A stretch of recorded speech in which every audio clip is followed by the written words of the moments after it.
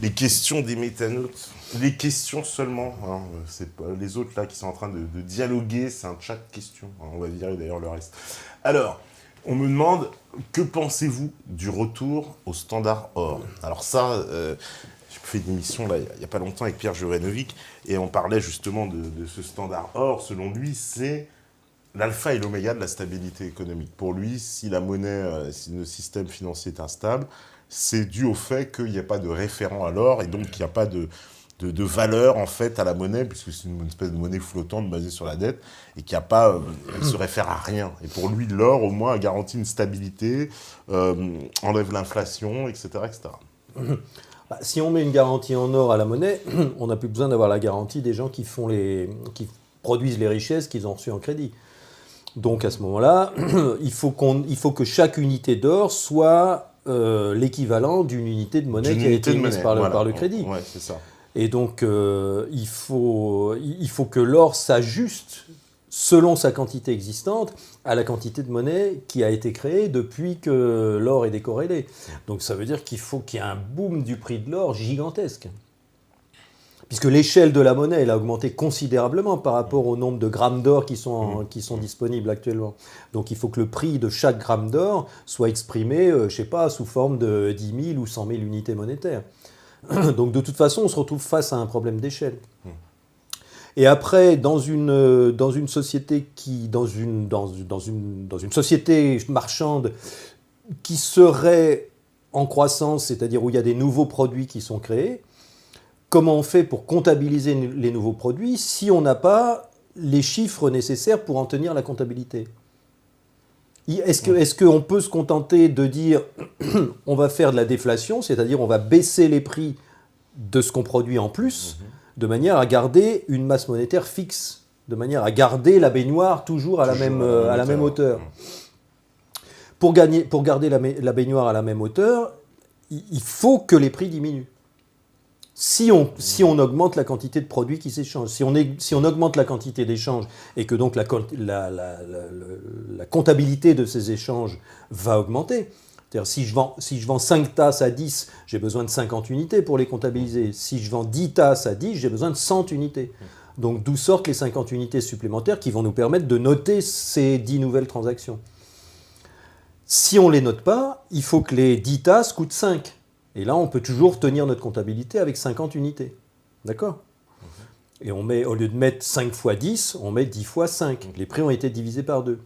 Donc le problème de ça, c'est beaucoup un problème psychologique, en ce sens qu'on n'est pas habitué à avoir de la déflation sur les prix des objets. Et le deuxième problème, c'est que si on veut augmenter la quantité, si on veut avoir des prix fixes par exemple, si on ne veut pas avoir de déflation et que la quantité des échanges augmente, à ce moment-là, il faut avoir des chiffres supplémentaires pour tenir les comptabilités mutuelles. Donc, au lieu de 50. Voilà, donc il faut de l'or en plus, si on veut qu'il y ait une corrélation définitive entre l'or et les unités monétaires. Donc ça pose quand même pas mal de problèmes, c'est pas évident à mettre en place. Alors on me dit aussi à qui on peut... Alors par contre, ça n'enlève pas à l'or sa qualité de valeur de stockage, de valeur refuge, au même titre que des immeubles ou des boîtes de conserve. Mais là, on n'est pas du tout dans un or monnaie. On est dans un or qui a une valeur parce qu'on estime que de l'or, on arrivera toujours à le revendre pour acheter autre chose. Ouais. Si on a un lingot d'or, ça vaudra toujours à peu près le prix, je ne sais pas, d'un studio à Paris ou quelque chose comme ça. Donc ça peut être aussi une manière de stocker de la richesse. Pourquoi pas ? Moi, personnellement, je préférerais avoir du riz dans la cave ou des boîtes de conserve. Mais bon, il y a des gens qui peuvent croire, qui pensent, qui ont peut-être raison, que l'or est une valeur refuge. Et à ce moment-là, on peut garder de l'or, mais pour la matière or. Et pour ce que ça vaut. Oui, parce que à ce moment-là, ce n'est pas une monnaie. Mais c'est une valeur d'échange, c'est ça, non ? C'est une valeur d'échange, c'est-à-dire c'est pas une monnaie en ce sens que c'est quelque chose qui a de la valeur et qu'on peut proposer pour avoir autre chose en échange. C'est un outil de troc, finalement. D'accord. Mais après, ça dépend des circonstances. C'est totalement relatif, la valeur de quelque chose. Si ça dépend de l'endroit, ça dépend de l'époque, ça dépend des circonstances. Il y a peut-être un jour, dans un futur proche, où une boîte de conserve vaudra beaucoup plus qu'une pièce d'or. Tout dépend des circonstances et de la valeur que chacun accorde à ce que tu proposes. En tout cas, c'est pas la panacée, donc toi, tu penses que ça posera aussi un certain nombre de problèmes. À mon avis, non, c'est un bon outil pour accumuler de la richesse et pour éventuellement s'en servir pour proposer à la place d'un autre bien dont on a besoin. Mais en tant que monnaie, il y a une contradiction déjà aussi, ça j'ai oublié de le dire, il y a une contradiction entre la fonction valeur d'échange, la fonction valeur comptable pour comptabiliser quelque chose qu'on reçoit et qu'on donne, et la fonction valeur refuge. C'est un peu le problème du Bitcoin qui est fondé sur les mêmes paramètres que l'or, et qui donc est en quantité limitée, et donc on a tendance à le garder, en espérant qu'il va monter ou qu'il va descendre, en espérant qu'il ne va pas descendre. Et donc on ne s'en sert pas pour acheter des trucs. Donc c'est incompatible avec la fonction monnaie d'échange, la fonction valeur refuge. Et la monnaie fondante, ça peut être une solution, c'est-à-dire une monnaie qui ne serait valable qu'un certain temps, et puis au bout d'un moment, elle n'aurait plus de valeur, et donc sa valeur tombera à zéro, quoi. Si on met en place des systèmes où la monnaie est émise sans dette pour tous les citoyens, et où on dit, dans ce système de comptabilité mutuelle-là, non seulement il n'y a pas d'intérêt, mais en plus, il n'y a pas de remboursement de la monnaie. La monnaie n'est pas reprise et détruite. On émet tout le temps de la monnaie, donc il y a toujours plus de monnaie, mettons 2-3% par an en plus. On est sur une exponentielle. Donc à ce moment-là, on a besoin que la monnaie soit fondante, de manière à ce qu'on ne soit pas obligé d'ajuster les prix à chaque fois qu'on rajoute de la monnaie. Donc là, ce serait valable un certain temps. À ce moment-là, il suffit de dire, voilà, on rajoute 2 ou 3% de monnaie dans l'économie par an, sur le compte de chaque personne, et symétriquement, on contracte les soldes. C'est-à-dire, les soldes positifs sont diminués de 2% par an, et les soldes négatifs reviennent vers zéro de 2% par an. On fait une monnaie fondante qui ramène tout le monde à zéro, tous les soldes, sur, 40 ans par exemple. Et à ce moment-là, on a à la fois une distribution monétaire en exponentielle, et à la fois une asymptote qui ramène la quantité de monnaie vers zéro. Donc en fait, la masse monétaire est stable. La baignoire reste remplie. La baignoire reste remplie toujours à la même valeur, et les prix n'ont pas besoin de bouger. Parce qu'un prix, il ne faut pas oublier, un prix c'est quoi? Ça veut dire, je dis la tasse vaut 10, mais 10, ça ne veut rien dire. Il faut savoir sur quelle échelle ma tasse vaut 10. S'il y a 1000 de monnaie dans l'économie, et s'il y a 10 000 de monnaie dans l'économie, 10, ça n'a pas la même valeur. Tu vois? Donc en fait, quand on rajoute de la monnaie dans l'économie, pour bien faire, il faut ajuster les prix à la nouvelle échelle de la nouvelle quantité monétaire. Alors on me demande aussi, on me dit à qui empruntent les grandes entreprises, comme par exemple PSA, Renault, à quel taux? Et enfin, quand ils ne peuvent plus rembourser, qui paye? Alors, en ce moment, les grandes entreprises, elles empruntent. En ce moment, la Banque Centrale Européenne accepte de créer de la monnaie pour des obligations d'entreprise. Pour des obligations d'entreprise. Voilà. Alors, on savait que c'est allait traiter, mais là, c'est carrément supra-interdit, ça. Oui, c'est du quantitative easing, force de multinationales. C'est-à-dire que les multinationales se retrouvent finalement dans la même situation que les grandes banques, c'est-à-dire quoi, des manques de fonds, et puis si elles ne payent pas, donc du coup... C'est-à-dire ça permet surtout aux grandes entreprises d'avoir de la monnaie nouvelle, donc de pouvoir réaliser des investissements et acheter des actifs réels. Simplement, c'est les entreprises qui impriment de la monnaie en imprimant des obligations. Elles disent, voilà, tiens, je vous dois 1 milliard à taux zéro, et la banque centrale achète ce bout de papier en donnant 1 milliard d'euros à la multinationale. C'est ce qui est réalisé en ce moment. D'accord. Ce qui scandalise totalement les gens comme Positive Money et Monnaie Pleine qui disent, mais attendez, si on peut créer de la monnaie comme ça, il faut créer de la monnaie pour les citoyens.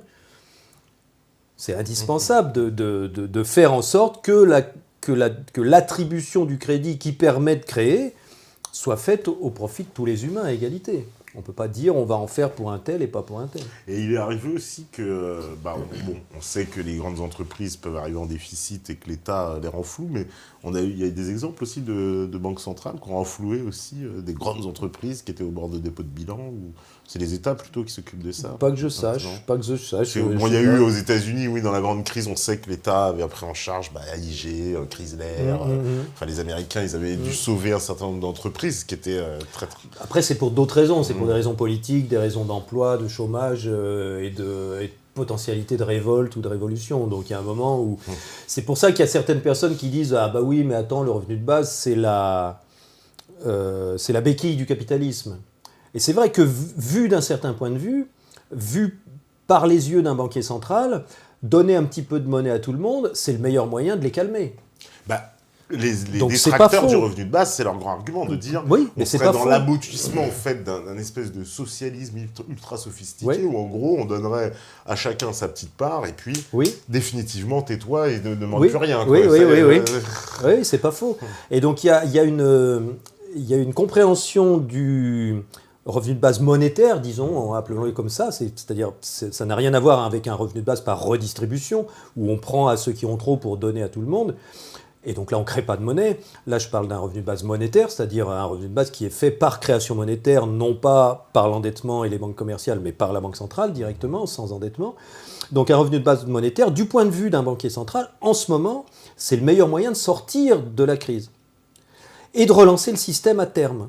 Pourquoi ? Parce que du point de vue d'un banquier central, en ce moment, le gros problème, c'est que le but, c'est de conserver le système d'exploitation par l'endettement, c'est-à-dire de conserver le fait que les gens soient obligés de s'endetter pour avoir de la monnaie, et donc soient asservis quelque part au créateur de monnaie, et s'obligent à travailler pour lui, parce qu'ils ont reçu de la monnaie, il faut en rendre plus. Donc le but du secteur bancaire, c'est de conserver ce système-là. Sauf que ce système-là, en ce moment, il est en train de s'écrouler. Parce que comme la crise s'approfondit, les particuliers n'empruntent pas, les entreprises n'empruntent pas, les États n'empruntent pas, ne prennent plus de crédit, donc du coup, il n'y a plus de monnaie dans l'économie s'écroule encore plus. Donc comment faire pour relancer l'économie juste assez pour que l'économie reprenne ? Hélicoptère monnaie permet de faire ça. Et donc c'est une possibilité qui est en ce moment étudiée très sérieusement par les banques centrales, en particulier par la Banque centrale européenne, qui se dit, si on se met au point de vue d'un banquier central, il se dit, attends, le seul moyen de sauver mon système qui est en train de s'écrouler, je le sais, c'est de réinjecter de la monnaie dans l'économie. Ils n'ont plus assez de monnaie, ils ne peuvent plus s'acheter leurs trucs, du coup ils sont tous au chômage, il n'y a plus personne ne produit rien. Qu'est-ce que je peux faire ? Je peux les forcer à s'endetter. Mais j'ai beau leur dire de s'endetter, ils ne veulent pas. J'ai beau dire aux entreprises, c'est la reprise, ils ne veulent pas. J'ai beau dire aux États, allez-y, prenez de l'argent sur les marchés financiers pour faire des dépenses publiques, ils ne veulent pas, ils n'ont pas le droit à cause du traité de Maastricht, et déjà les contribuables n'arrivent plus à payer leurs impôts. Donc plus personne ne crée de monnaie par le crédit. Donc comment je fais ? Si je les laisse sans monnaie supplémentaire, ça s'écroule totalement. Et mon système d'exploitation risque de s'écrouler totalement.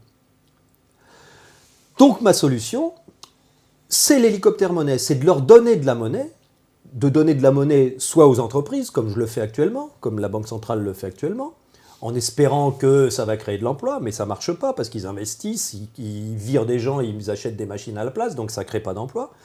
Soit je donne une part de monnaie à tous les citoyens. Pendant 2-3 mois, je leur donne 1000 balles chacun, et du coup, instantanément, ils vont se remettre à dépenser, ils vont retourner au cinéma, au restaurant, ça va relancer l'économie instantanément. Et j'ai une petite chance qu'ils ne s'aperçoivent pas que c'est moi qui ai fait une relance économique en leur donnant de la monnaie gratos. Et j'ai une petite chance que tout le monde se dise « Ah bah tiens, ça a l'air d'être la reprise, donc Bobonne, viens, on va à la banque, on va acheter notre appartement, chérie, on va acheter notre appartement qu'on vous laisse acheter depuis longtemps, ça a l'air d'être la reprise, je vais peut-être pas me faire virer, on reprend un crédit. » L'entrepreneur, il va se dire « Ah bah là c'est bon, là j'ai une visibilité, l'économie reprend, bon je commence à avoir une bonne production, je vais racheter une machine en plus, je vais chez le banquier. » Les États vont se dire c'est bon, la croissance a repris, donc on peut peut-être se réendetter un petit peu pour construire un peu des trucs, pour embaucher des nouveaux fonctionnaires. Les États vont se réendetter aussi. Et du coup, le système est reparti pour 80 ans. Et puis dans 10 ans, on est revenu au même voilà, point, et c'est exactement. La crise. Bon, donc, du point de vue du secteur bancaire, effectivement, un revenu de base monétaire, c'est une béquille momentanée géniale. À condition que personne ne s'aperçoive que mais attendez, vous pouvez créer de la monnaie comme ça ? Vous auriez pu le faire quand, ça ?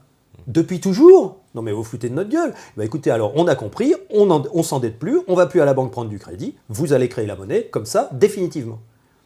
Il y a le risque pour le banquier. Et donc c'est ce que j'essaye de faire comprendre aux gens qui militent pour le revenu de base ou même qui militent pour le salaire à vie. J'essaye de leur dire, mais le fondement de votre salaire à vie et du revenu de base, c'est pas de prendre aux uns pour donner aux autres, ça sert à rien, puisque vous restez dans une quantité de monnaie identique. Donc la béquille au capitalisme, c'est ça, puisque vous essayez de reprendre aux voleurs pour redonner à ceux qui se sont fait pomper. Donc ça permet au système de perdurer. Et puis de toute façon, la monnaie, quand elle est créée par la dette, chaque année, les intérêts de l'année d'avant se réajoutent à la masse monétaire. Du coup, il faut payer des intérêts sur cette masse monétaire augmentée. C'est une exponentielle. Donc comment voulez-vous résoudre un problème de besoin de monnaie exponentielle en redistribuant un petit peu par-ci pour donner à l'autre, En fait, avec on serait une linéaire. confronté au même système, c'est-à-dire si on ne bouge pas le système de la création monétaire dans le système du revenu de base, on va se retrouver avec des salaires qui baissent, ou alors il faut s'endetter encore. Évidemment. Ça va être un choix comme ça. Bah oui. Ouais. Alors bon, on peut dire évidemment que si on fait un salaire de base par redistribution, il y a un moment où il va falloir faire de la création monétaire quand même pour pas que ça pète. Mais donc du point de vue d'un banquier central, c'est génial de faire de la création monétaire pour les citoyens parce que ça fait une relance et ils seraient en dette derrière. Mais donc du point de vue des gens qui ont compris tout ça, c'est le moment de dire, puisque la monnaie peut être créée sans dette, c'est le système qu'il conviendrait de mettre en place en ce moment pour avoir une création monétaire symétrique entre tous les citoyens, que tout le monde ait la même part, et qu'on arrête d'être obligé de s'endetter pour avoir des moyens de paiement, pour avoir des moyens de comptabilité. Mais c'est pas évident à comprendre, c'est pas évident, même si tu vas faire du lobbying à Bruxelles pour expliquer ça, tu peux pas le dire. Parce que du point de vue du banquier central, il va se dire, merde, ils ont compris le truc, faut pas que je le fasse, tu vois, faut pas qu'ils parlent de ça. Donc c'est très très difficile, très difficile. Et dans la plupart des mouvements que je connais qui soit préconisent des revenus de base, salaire à vie, ou même les gens qui s'attaquent à la légitimité de la dette, personne ne se lance sur ce terrain-là. Ouais, parce c'est que trop, eux, c'est trop glissant, les c'est mouvements trop délicat. d'aujourd'hui qui veulent aller sur ces idées de revenus de base, etc., salaire à vie, ils ne pensent pas à la création proprement dite de la reprendre en main, ils disent on va partager le pactole qui est déjà là, quoi, en gros. Voilà. Et donc c'est... Et en fait, on continue le même système, sauf que, comme tu dis, là, c'est comme... Ouais, ça laisse le privilège. Le banquier, en fait, il est un peu dans l'ombre en disant, bon, j'étais obligé de les arroser un peu, comme ça, ils sont tranquilles, mais je continue mon petit truc, quoi. Bah, tant que personne parle du tour de magie, tout va bien, quoi. Tout va bien. À la limite, il vaut mieux favoriser dans les médias dont tu es propriétaire, dont le secteur bancaire est propriétaire, il vaut mieux favoriser dans les médias des gens comme ça, qui finalement... font croire à tout le monde que c'est bien de redistribuer. Et ça permet aux gens de ne pas voir le cœur de la machine qui est toi qui distribue. Parce que dès qu'il y a des hommes politiques qui ont essayé on va dire d'aborder un peu cette thématique-là, il y en a eu quelques-uns, il y a eu Mélenchon qu'on a vu, il y a eu Marine Le Pen aussi un peu. Oui, il y a eu aussi Thomas Sankara au Burkina Faso qui s'est fait descendre. Il y a eu aussi, il paraît, Kennedy qui voulait mettre en place un système. Qu'il avait fait un décret dans ce sens. Plus récemment, il y a eu un certain dictateur dans un pays d'Afrique du Nord qui avait prévu de faire un dinar or et qui voulait refuser de vendre son pétrole autrement qu'avec sa monnaie à lui. Donc ça s'est mal fini aussi, quoi. Et ça s'est très mal fini pour lui. En plus, c'était une monnaie qu'apparemment 45 pays étaient d'accord pour participer à ce projet-là. Il fallait vraiment le descendre, c'était urgent, quoi. Alors, on me dit les crises spéculatives qui ont eu lieu dans le capitalisme mondial tout le temps depuis 200 ans, c'est son fonctionnement structurel. Comment des gens peuvent encore croire qu'il n'y a pas de meilleur système possible? Alors, c'est vrai que le système capitaliste, on a bien grandi avec, tout. C'est un système il y en a qui le chérissent, qui trouvent ça très très bien, ce système capitaliste. Oui, parce qu'ils ne voient pas qu'il y a une dissymétrie fondamentale en amont du système capitaliste. C'est vachement bien, comme on disait tout à l'heure, de créer des produits, de créer une entreprise et de vendre un truc super et de faire fortune. C'est génial. Mais par rapport à un mec qui crée rien et qui fait fortune quand même, t'es un minable. T'es un minable. Tu peux pas lutter, t'as aucune chance. Enfin, si, t'as une chance de t'enrichir si t'arrives à trouver un truc avec grosse marge et gros chiffre d'affaires. Si tu trouves un truc à petite marge et gros chiffre d'affaires, tu t'en sors pas. Si tu trouves un truc à petite marge et gros chiffre d'affaires, tu t'en sors pas. Il faut les deux. Il faut grosse marge et gros chiffre d'affaires. C'est pour ça que Apple a du succès, que Starbucks a du succès, que les seules entreprises qui ont du succès, c'est des entreprises qui font des marges de 50 et qui ont des énormes chiffres d'affaires, qui créent des commerces partout. Il n'y a pas de place pour les gens qui font des petits profits ou des petits chiffres d'affaires. Il faut être gros dans un système comme ça pour survivre. Donc en fait, si on dit le système actuel, il est bien parce qu'il favorise la libre entreprise, c'est parce que tu ne vois pas qu'il y a autre chose au-dessus. Alors, on me demande aussi, on me dit, croyez-vous au grand reset pour revenir à une économie plus saine, comme on l'a vu maintes fois dans l'histoire des États? Et sinon, un pronostic pour la durée de vie de la pyramide de Ponzi. Est-ce que oui, le fameux grand reset au sens, bon allez, on élimine toutes les dettes, allez, on repart à zéro, c'est terminé, au revoir, tous les comptes reviennent à zéro. Alors c'est marrant parce que c'est ce qui se faisait dans les temps très anciens, à l'époque de la Bible. Il y avait ce qu'on appelait le jubilé, tous les 49 ans, tous les 7 fois 7 ans, qui fonctionnait justement comme ça. Il y avait déjà une appropriation par la force, par les propriétaires terriens, des propriétés des paysans qui étaient là. C'était déjà un système d'exploitation, avec ou sans monnaie. Et donc, les grands propriétaires terriens faisaient croire aux paysans qui avaient travaillé là toute leur vie qu'ils avaient perdu la propriété de leur terre, c'est comme le servage, pareil, mais qu'ils étaient obligés de continuer à travailler. Et que s'ils n'arrivaient pas à fournir suffisamment de récoltes pour payer le loyer de la terre qu'ils venaient de perdre, ils s'endettaient auprès du propriétaire, et que s'ils s'endettaient perpétuellement, ils finissaient par devenir esclaves du propriétaire, eux et leur famille. Et donc au bout de quelques années de ce système de prédation et d'inégalité croissante, il arrivait que tous les anciens paysans se retrouvent à travailler pour un propriétaire ayant perdu leur terre, étant endettés et se retrouvant esclaves. Et quand ça prenait trop d'ampleur, ils se barraient ailleurs. Ils foutaient le camp à la campagne plus loin. Et du coup, le centre de pouvoir, il n'avait plus personne à exploiter. C'est ennuyeux. Donc, il y avait le système du jubilé, c'est-à-dire de l'annulation des dettes. On efface les tablettes et on revient à zéro.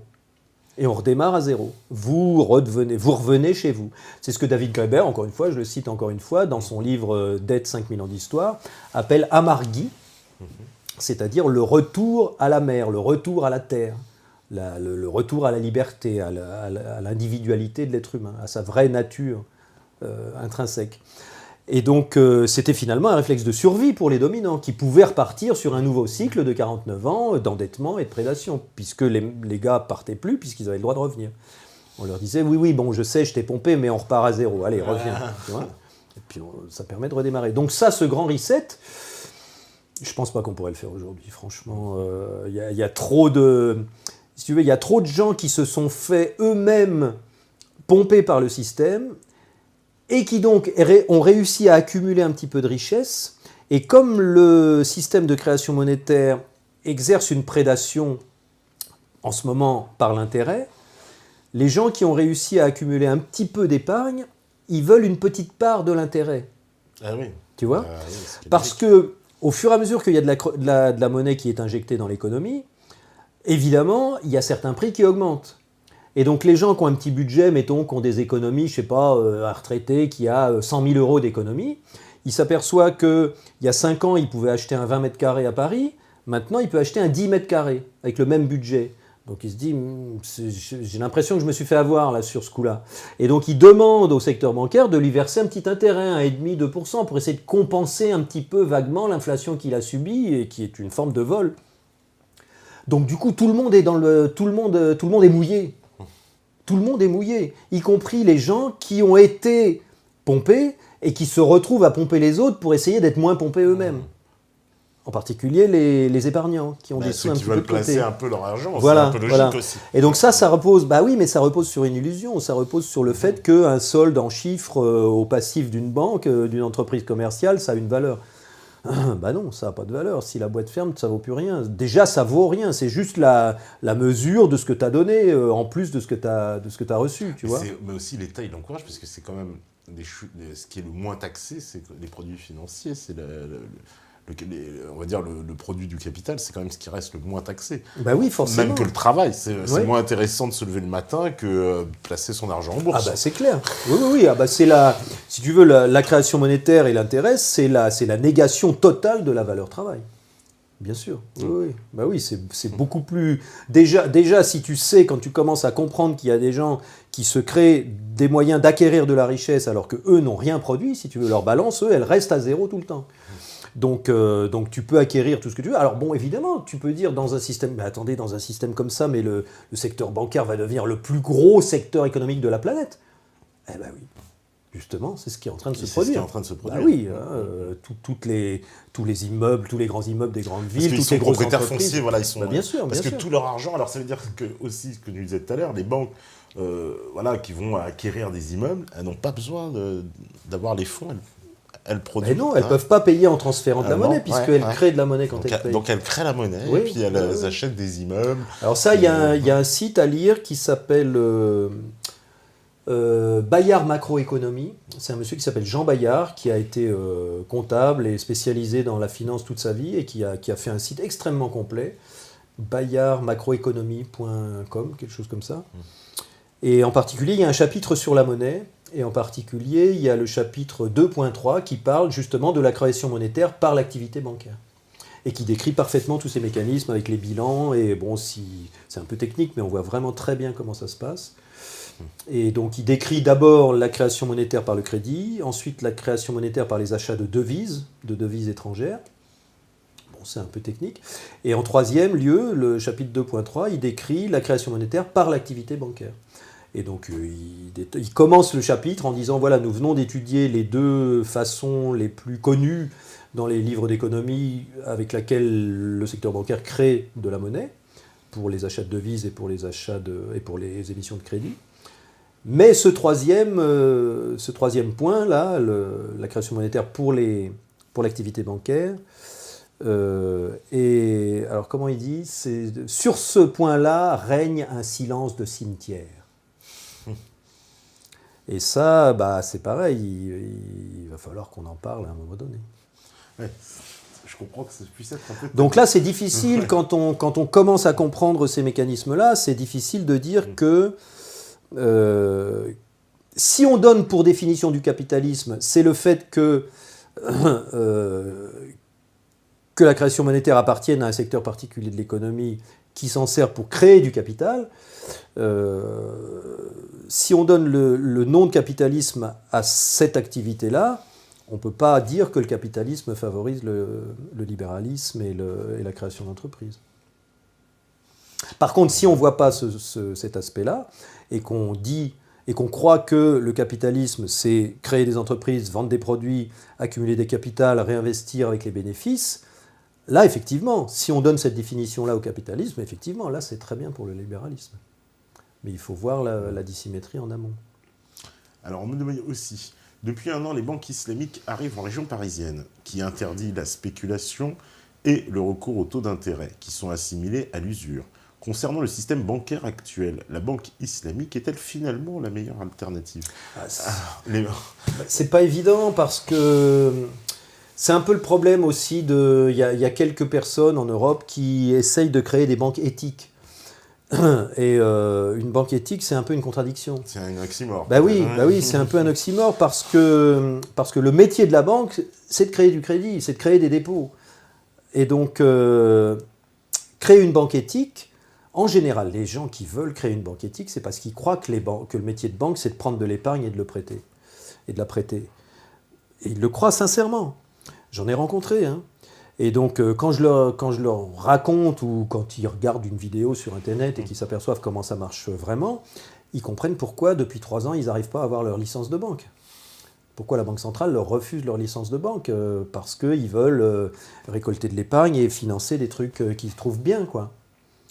Des énergies renouvelables ou de la permaculture. Et ça, c'est la Banque centrale qui bloque tous les projets d'initiative de création bancaire, quoi. Ouais. Bah, j'ai un cas particulier en Belgique que je connais bien. Il y a un cas en France aussi où ils n'arrivent pas à avoir leur licence bancaire. Et donc alors, le problème de la finance islamique, c'est qu'effectivement, le Coran dit la riba est interdite, c'est-à-dire tu n'as pas le droit de faire de l'usure, de faire de l'intérêt. Sauf que, pareil, dans un système extrêmement juteux et compétitif comme l'activité bancaire, si tu ne fais pas comme les autres, tu ne tiens pas le coup. Si tu es une banque et que tu dis, moi, je vais pas appliquer d'intérêt et je vais pas créer de la monnaie, je vais essayer de récolter des dépôts pour les prêter, tu tiens pas. Tu peux pas tenir longtemps. C'est ce qu'on disait tout à l'heure avec les banquiers privés qui font ça en Suisse et qui tiennent pas le coup par rapport à la concurrence des banques commerciales qui n'ont pas besoin de récolter avant de donner. Et donc le problème de la finance islamique, c'est ça. Donc d'après ce que je sais, bon, il y a peut-être des meilleurs spécialistes ici, mais d'après ce que je sais, ils sont obligés de contourner un petit peu l'interdiction de l'usure en facturant des frais, en étant intéressés aux résultats de l'entreprise, et donc finalement en essayant de survivre dans un système extrêmement compétitif comme celui de la banque actuelle. Mais en même temps, c'est ça, c'est le cœur du truc.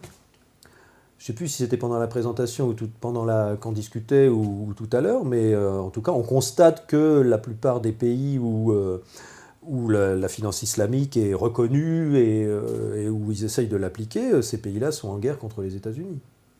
Enfin, ou plutôt, les États-Unis sont en guerre contre eux. Ouais. Alors, on me dit, concernant les taux négatifs, alors, on me dit, qui sont les prêteurs, qui acceptent de prêter 100 pour recevoir 98 et surtout pourquoi ? C'est-à-dire qu'il y a des taux d'intérêt négatifs, en particulier les bons du Trésor allemand. C'est vrai que qui achète un taux d'intérêt négatif ? Puisqu'en gros, c'est comme si j'ai 10 000 euros et puis j'achète quelque chose qui fait qu'il n'en vaudra plus que 18 000. Quoi. Enfin, c'est le prix à payer pour avoir des obligations allemandes. C'est-à-dire que tu estimes que... Je suis prêt à m'appauvrir pour avoir des obligations allemandes. Bah oui, tu estimes que tu perdras moins en ayant des obligations allemandes qu'en ayant du liquide, par rapport à autre chose que tu aurais pu acheter. Si tu as 100 000 euros et que tu les places en obligations allemandes, là, à moins 2, tu auras 98 000 euros dans un an. Par contre, si tu veux t'acheter un studio à Paris et que tu as 100 000 euros, tu peux t'acheter 20 mètres carrés ou 10 mètres carrés, mais peut-être que dans un an, tu pourras acheter que 8 mètres carrés. Tu as perdu 20%. Donc c'est ce calcul-là qu'il faut voir. C'est par rapport à d'autres choses qui augmentent beaucoup plus vite que ça. Et puis en même temps, les taux négatifs, c'est pas pour nous. Hein. C'est pas pour nous, c'est pas pour le particulier. Je pense qu'il n'y a pas grand monde en ce moment qui a des intérêts négatifs sur un crédit immobilier. Oui, non. Voilà. Et même pour les grandes entreprises et les États, quand une banque commerciale achète des obligations à un État par création monétaire, il y a toujours un intérêt dessus. Le taux négatif, il est sur la monnaie centrale que les banques commerciales se font créer par la Banque centrale. C'est-à-dire sur des réserves qui sont une toute petite partie des crédits qu'elles émettent. Alors, il y a un problème avec les banques centrales, c'est que les banquiers centraux sont encore dans ce paradigme qu'ils ont, par la création de monnaie centrale aux banques, qu'ils ont un effet sur le crédit que les banques vont créer. Alors qu'en fait, c'est dans l'autre sens que ça marche. Les crédits sont créés d'abord, les banques créent du crédit autant qu'elles veulent, et après, elles se retournent vers la Banque centrale pour leur dire « Ah, au fait, attention, dans la zone euro, il nous faut 1% de réserve par rapport au crédit qu'on a émis. » Donc là, aujourd'hui, on a créé 100 000 euros de crédit, donc il nous faut 1 000 euros de réserve. Et la Banque centrale dit, bah, pas de problème, vous avez droit à un découvert de 1 000 euros sur votre compte chez moi, à la Banque centrale. Donc il n'y a pas de... si tu veux, la Banque centrale ne contrôle pas la masse monétaire qui est émise par le crédit. C'est le crédit qui est émis d'abord, selon la demande du crédit, selon l'offre et la demande du crédit. Et ensuite, les banques commerciales, une fois qu'elles ont créé du crédit, quelques semaines après, se retournent vers la Banque centrale et se font créer des réserves. Et la mission de la Banque centrale européenne, c'est quand même à veiller à ce que la valeur ne baisse pas. C'est ça, l'inflation doit être... Oui, mais elles n'ont pas les outils. Mais elles n'ont pas les outils, en fait. Bah non, pour maîtriser l'inflation, il faudrait pouvoir maîtriser l'émission monétaire de crédit. Du crédit, ouais. Voilà. Et elles ne maîtrisent pas l'émission monétaire du crédit, étant donné que le système de réserve fractionnaire n'existe pas. Les réserves fractionnaires, c'est quand on croit que la Banque centrale fait une certaine quantité de monnaie et que les banques commerciales ont le droit d'émettre du crédit en proportion de cette quantité de monnaie-là. Ouais. Tout le monde pense que ça fonctionne comme ça. Non, c'est un mythe encore, c'est une légende, ça fonctionne dans l'autre sens. Les banques émettent du crédit d'abord et ensuite se retournent à la Banque centrale. Et alors dire, j'ai émis tant de crédit, il faut faire... Donc il me faut tant de réserves obligatoires. Et donc, en ce moment, en zone euro, le taux de réserve obligatoire, il est de 1% des crédits qui ont été émis. sur les crédits à court terme. Sur les crédits à plus long terme, il est de 0%. C'est très amusant d'ailleurs. Si vous regardez sur, je crois que c'est, je ne sais plus si c'est Banque Centrale ou BCE, vous tapez réserve obligatoire et vous constaterez que selon les échéances des crédits qui sont émis, la phrase est magnifique, sur tel type de crédit, le taux de réserve obligatoire est actuellement fixé à 0. Magnifique. Donc je Donc peux ça veut mettre dire autant que je veux. créer autant que vous voulez, il n'y a pas de limite. Il n'y a pas de limite. Ah, si, la limite, c'est la demande de crédit par les agents non bancaires. C'est ça le problème en ce moment. Parce que plus personne. Et donc les banques centrales ont beau donner de la monnaie aux banques commerciales, c'est comme si je te disais, tiens, il faut que tu prêtes des tasses, vas-y, tiens, je te donne des tas de tasses et tout. Et toi, tu vas me dire, mais personne n'en veut, qu'est-ce que tu veux que j'en foute, je peux pas les prêter, tu peux m'en donner tant que tu veux. Je vais acheter des actions avec, tu vois. Oui, d'accord. Ouais, ouais. Alors, on me dit aussi, le crédit ne serait-il pas une sécurité sociale pour les gens qui ont besoin d'argent vital à leur survie pour leurs besoins de consommer? Si, bien sûr. Parce que l'argent, ils en ont besoin d'ailleurs. Bah, pour acheter des biens aussi. C'est tout le problème des salaires qui ne se sont pas alignés sur l'inflation, et en particulier sur les prix de l'immobilier. Les prix de l'immobilier, je ne sais plus, j'ai plus les statistiques en tête, mais ça s'est multiplié par 10 en quelques années, alors que les salaires n'ont pas bougé. On le voit bien. Pas bougé. Voilà, je sais pas. Littéralement. Je sais pas combien tu gagnais en 1980 ou en 1990 si tu avais un salaire, mais je crois qu'un jeune qui débute en ce moment, il gagne à peu près pareil. Ouais. Sauf qu'il y a 20 ou 30 ans, avec une année de salaire, tu pouvais t'acheter un dixième d'une maison. Alors que maintenant, c'est qu'en fait, on gagnait à peu près la même chose, sauf qu'on faisait beaucoup plus avec la même somme. Voilà. Il y a un indice, j'ai oublié le nom tout de suite, là, qui calcule la proportion entre les salaires et le prix de l'habitation, ou le prix des loyers, ou le prix des achats. Et la courbe, elle fait que monter, quoi. Tu peux plus acheter avec un salaire. C'est pour ça qu'il faut travailler à deux. Du coup, le mec qui a découvert le 15 du mois, il est obligé de prendre un découvert. Un découvert, c'est un crédit. C'est un crédit, ouais. C'est un crédit à 15-18%. Et donc on est dans un système où les gens qui ont un petit peu d'épargne, c'est-à-dire qui sont un petit peu au-dessus de la moyenne au niveau de leur solde moyen, au niveau du solde moyen d'une population, il y a des gens qui sont au-dessus de la moyenne, puis d'autres qui sont à zéro, puis d'autres qui sont en dessous le 15 du mois. Donc qui touchent les intérêts, c'est ceux qui sont déjà un petit peu plus riches que les autres, et qui payent les intérêts, c'est ceux qui sont les plus pauvres. Donc du coup, on est dans un système où plus t'es riche, plus t'es pauvre, plus t'es pauvre. Donc c'est pour ça aussi, évidemment, que dans un système comme ça, l'augmentation des inégalités, elle est structurelle. Oui, parce que celui qui n'a pas d'argent, il est obligé de s'endetter. Et c'est pour ça aussi que ça pète. Et celui qui est riche, il a qu'à rester chez lui et ça monte tout seul. Ouais. C'est pour ça qu'en l'absence de reset, le meilleur moyen de remettre les pendules à zéro, c'est de faire une guerre. On tue tous les pauvres, et puis on recommence à zéro. On recommence à zéro. Ouais. Un peu ce qui est peut-être en train de se passer en ce moment. Un peu, non c'est une solution sûrement qui... Bon, après, il y a des tas d'autres paramètres. Bien sûr. Il y a le cette analyse que font beaucoup de gens de dire que la guerre, en fait, qui est un peu en train de nous pendre au nez avec la confrontation entre la Syrie, voilà ce qui se passe en Syrie entre la Russie et les États-Unis, elle cacherait un peu l'effondrement justement de ce système qui est tellement vérolé, tellement pourri, qui pourrait effectivement s'effondrer littéralement, que 2008 ça a été la grande secousse, mais que cette secousse elle va revenir et finalement on sait très bien que rien n'a été réglé depuis 2008. On a fait qu'éteindre le feu en fait. Voilà. Ouais. Mais, et donc on en a parlé un petit peu tout à l'heure quand on a dit que un centre de pouvoir privilégié qui grossit parce qu'il pompe à l'extérieur les ressources qu'il ne produit pas lui-même, et qui ne peut fonctionner que dans un déséquilibre de croissance permanente, parce que plus il grandit, plus il y a des parasites qui s'agglutinent autour de lui, moins il produit, plus il a besoin de piller autour, plus il a besoin de s'agrandir, plus il s'agrandit, plus il s'enrichit au centre, moins il y a de gens qui bossent au centre, moins il y a de production au centre, plus il doit s'agrandir. Le problème des États-Unis en ce moment, c'est qu'ils arrivent à un point où pour ne pas s'écrouler, il faut qu'ils contrôlent toute la planète. Et donc il faut absolument, pour une question de survie de leur croissance et donc de leur propre pays, qu'ils arrivent à un empire mondial. Et donc ils sont obligés de pousser dans la direction d'un gouvernement mondial, d'une population mondiale et d'un impôt mondial. Et c'est pour ça qu'ils... Pour continuer dans leur système. Parce que sinon... Pour que leur système tienne le coup jusqu'au bout. Parce qu'en gros, les États-Unis, là, dans ce que tu viens de décrire, quand tu parles justement d'un centre de pouvoir qui s'étale, etc., et on a l'impression que c'est les États-Unis, voilà, et que toute leur histoire, elle est guidée par ça. Et, et il faut à chaque fois qu'ils... Bien sûr. Alors bon, après, il y a des raisons tout à fait philosophiques, comme la destinée manifeste, nous sommes là pour sauver le monde, pour apporter la démocratie à tout le monde. Bon, il y a plein de rationalisations, comme on dit en psychologie. Mais la base du truc, c'est qu'on ne peut pas faire autrement. Quand tu as commencé à prélever à l'extérieur, ça te fait grossir, donc il faut prélever plus, donc ça te fait grossir, et tu es dans un cycle. Parce qu'en plus, les États-Unis, en plus, à l'heure actuelle, est clairement un pays presque qui ne produit rien, on peut le dire, quasiment, puisqu'il n'y a plus d'industrie. Ça ne peut être que comme ça. Il n'y a plus d'industrie, il n'y a plus rien. Ouais. Et donc ils font que parasiter le reste de la planète avec leurs dollars, avec leurs achats, etc. Mais ils n'ont plus rien, quoi. Bah, ils ont de quoi contrôler le plus loin possible. Avec les armes, militaires.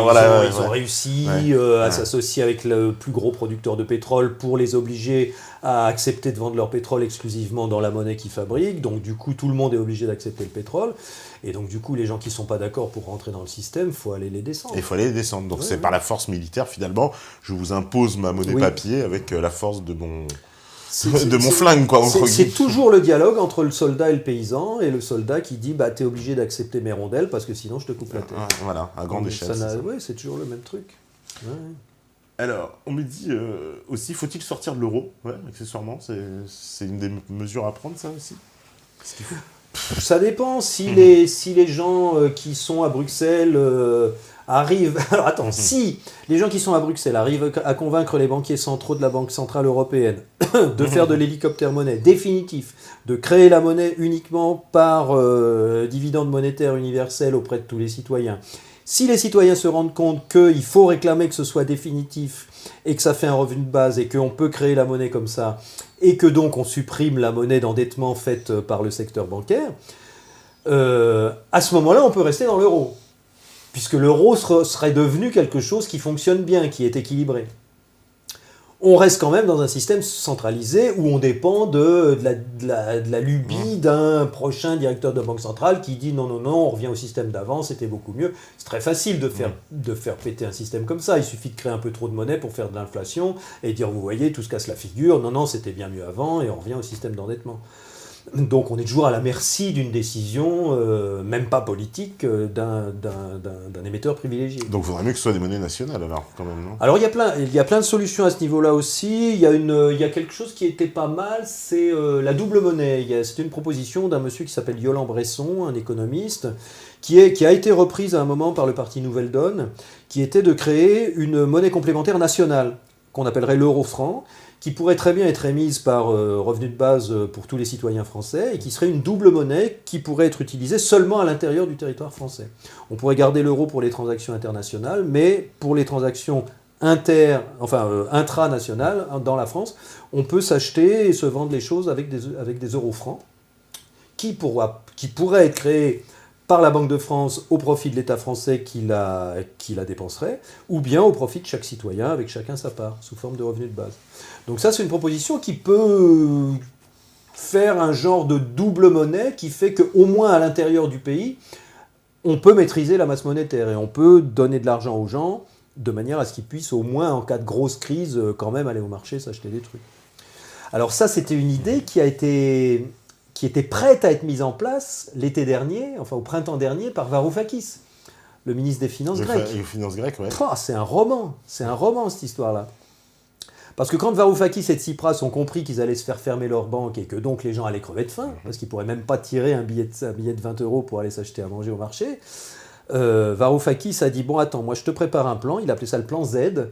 Il est allé voir un copain à lui qui s'appelle Galbraith aux États-Unis, un spécialiste d'informatique et de monnaie, et ils ont essayé de créer dans le système informatique du ministère des Finances grec, puisque Varoufakis était ministre des Finances, un système d'avoir fiscal qui serait distribué avant le paiement des impôts, au solde, au crédit du compte fiscal de chaque contribuable grec.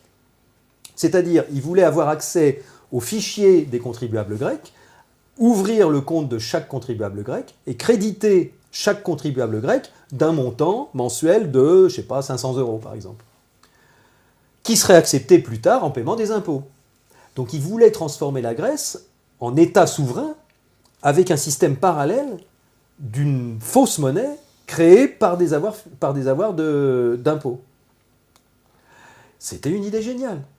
Ça n'a pas tellement été accepté. Ça. Alors quand il avait tout préparé, tout était prêt à démarrer au mois de juillet, quand ils ont voté à 62% pour refuser de signer avec le FMI et la BCE. Et puis, ce soir-là, justement, Varoufakis, qui était à Athènes, sautait de joie, évidemment, puisqu'il disait « Oh, je vais aller voir Alexis Tsipras, et puis il va dire « Allez, ton plan Z, là, c'est prêt. Bon, allez, hop, on le met, parce que là, on est dans la merde. Ils vont nous fermer nos banques, puisqu'on a voté pour pas signer. Donc, on sait que la sanction, ça va être qu'ils vont nous fermer nos banques. Donc, il faut que tu mettes vite ton système en place, de manière à ce que les gens puissent au moins avoir leur petit crédit d'impôt pour acheter à bouffer. » Et Varoufakis sautait de joie, il arrive dans le bureau de Tsipras et Tsipras faisait la gueule en disant on est dans la merde parce qu'il va falloir qu'on signe quand même. Et donc Tsipras a dit à Varoufakis non, laisse tomber, on fait pas du tout ton plan parce qu'ils vont nous envoyer l'Euroforce, la police européenne, ou ils vont nous faire pire que ça. Donc on abandonne le plan Z et puis on va se démerder, on va signer quand même. Et donc ils ont signé, et c'est ce qu'il a fait. Ouais, il a signé les plans de l'Union européenne. Voilà. Mais par contre, c'est une super idée. En plus, pour finir sur cette petite histoire-là, quand Varoufakis a essayé de mettre en place le plan pour voir si ça marchait, il a ouvert le fichier des contribuables, il n'avait pas le mot de passe. Le mot de passe, il était à la BCE. C'est la BCE qui contrôlait le système fiscal grec. Et il ne le savait pas. Et donc, donc avec son copain américain, ils ont craqué le propre système fiscal de la Grèce. Ils l'ont craqué, ils l'ont copié sur un portable, sur un petit ordinateur portable. Ils ont mis en place le système d'avoir fiscal pour tous les citoyens. Ils ont tout préparé. Et le plan Z, c'était de reprendre ce qu'ils avaient fait sur le portable et de le remettre sur le serveur du fisc grec avec un nouveau mot de passe. D'accord, c'est la BCE qui contrôle. Ouais, c'est incroyable. C'est un roman. Et tout ça, Varoufakis le raconte dans tous les détails dans une ou deux interviews qu'il a faites. D'accord. Ouais, alors, je prends les dernières questions. Allez, on me dit pourquoi tous les pays, et notamment la Russie et la Chine, passent par le système SWIFT ou encore le FMI? Qu'est-ce qui les oblige à le faire? Alors, le système SWIFT, c'est ce qui contrôle tous les échanges. Oui, c'est ça. Tous les virements, toutes transactions tous les virements internationaux. Voilà. Alors, un système contrôlé par les Américains. Ben oui, c'est les Américains qui l'ont mis en place, c'est les Américains qui l'ont mis en place dans le monde entier parce qu'ils ont les moyens qu'il faut. Et donc, au moment de la création, tous les pays se sont dit « Ah bah c'est génial, ça va nous favoriser les transferts, on s'inscrit à ça ». Sauf que si les Américains décident de fermer SWIFT comme pour ça la Russie, arrivait en Iran et comme ça arrivait à la Russie, tu peux complètement verrouiller un système. Voilà, parce qu'il n'y a plus d'échange. Un système national. La Russie ne peut plus échanger ou l'Iran avec d'autres pays. Donc, voilà. C'est comme si tu fermais leur banque. C'est un moyen de pression quand même. C'est énorme, c'est énorme. Tu bloques l'économie complètement. Surtout qu'il s'est présenté SWIFT comme étant indépendant, mais tout le monde sait que c'est tout sauf indépendant. Ben non. Et donc, alors là, ça ne me revient pas tout de suite, là, mais justement, la Russie et la Chine ont ou sont en train de créer un système parallèle. Un système parallèle, tout à fait. Justement, pour pas qu'un pays dans le monde ait le monopole de tous les échanges internationaux, quoi. Alors, on nous dit, d'un point de vue de l'oligarchie, une troisième guerre mondiale peut-elle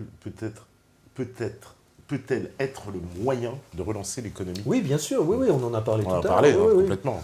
Oui, c'est le moyen le plus efficace et le plus rapide. On me demande ce que tu pensais de monnaie pleine, il a largement expliqué. On me dit aussi, allez... Alors, juste un petit mot sur l'initiative monnaie pleine. En Suisse, on peut organiser une campagne de signature pour obliger le Conseil fédéral, c'est-à-dire le Conseil national de toute la Suisse, parce que la Suisse fonctionne avec un système de cantons indépendants, qui sont en fait des États indépendants, et il y a une fédération, donc le Conseil fédéral, et donc on peut si on réunit 100 000 signatures pour une proposition, on oblige le Conseil fédéral à faire une votation, c'est-à-dire à faire voter les citoyens pour oui ou non, est-ce que vous êtes d'accord avec cette initiative?